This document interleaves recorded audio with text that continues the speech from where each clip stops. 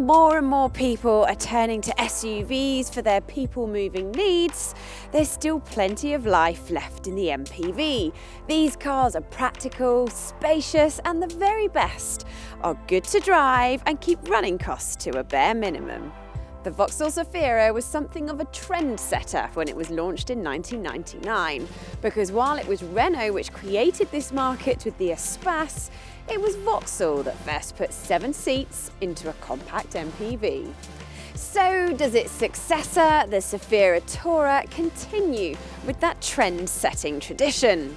In this review, we'll tell you what it's like to live with, how much stuff you can put in it, and what it's like to drive. And if at the end of this review you're interested in buying one, then head to our new car deals section on whatcar.com, where we can help save you thousands. The Zafira Tourer's engine lineup is refreshingly simple in that there are only 3 engines to choose from. The entry-level one is a 1.4 litre petrol, and it's the one we're testing today. It's the cheapest way into a Zafira Tourer, and its peppy nature makes it suitable for driving around town. And even when the car is fully loaded, it doesn't struggle. And if you're doing the miles to justify a diesel, there's also a 1.6 and 2 litre diesel to choose from. Stick with 17-inch alloy wheels on the Zafira and the car can deal with lumps and bumps in the road well, at least at speed.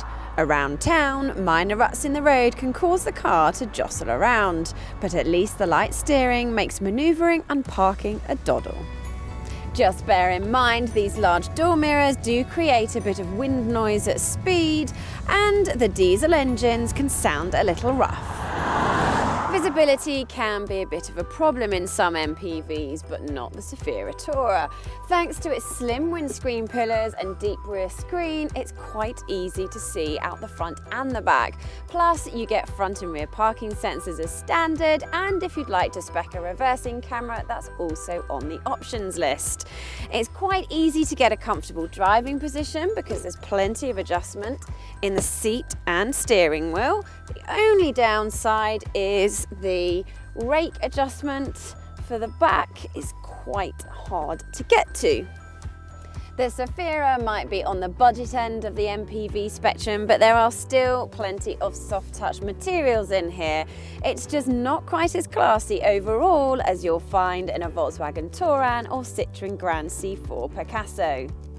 In terms of infotainment, it's the same system as the one you'll find in the Vauxhall Astra, which is easy to use most of the time, but it's not quite as intuitive as the one you'll find in Volkswagen or Seat cars. It is, however, better than Ford's Sync system. And you can also connect your smartphone to Apple CarPlay or Android Auto.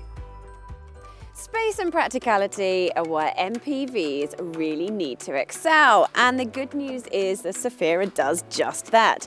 There's plenty of head and legroom, even if you're 6 foot, and there's lots of spaces to store your everyday items. Another cubby hole there, okay sized glove box, but decent sized door bins.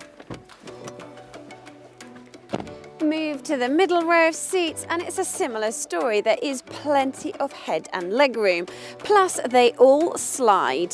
So if I just demonstrate, they slide like this one slides like that, and this one does as well. With them in the all the way forwards position, there is just about enough room for adults to sit in the 3rd row, but if they're all the way back, it is a little squishy.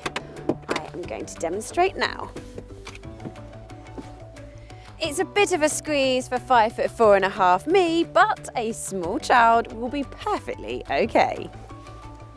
All 5 of the rear seats fold flat to let you maximise your luggage space, but the process does require 2 hands.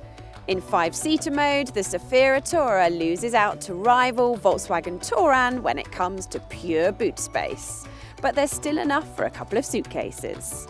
With all 7 seats in place, the Zafira Tourer has more space available than almost anything else in this class.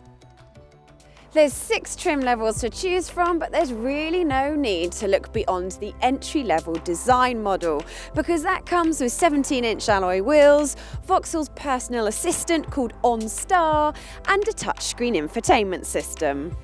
All Zafira Tourers have plenty of airbags, but sadly, automatic emergency braking is only available as part of a rather expensive options pack, which also includes blind spot monitoring and adaptive cruise control.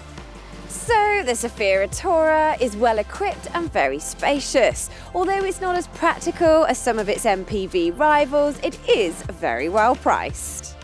The news gets even better if you're thinking of buying one, because if you head to whatcar.com and go to our new car deals section, we can help save you thousands. And remember, on whatcar.com you'll find our full online review of the Vauxhall Zafira as well as its key rivals. But before you go anywhere, hit subscribe.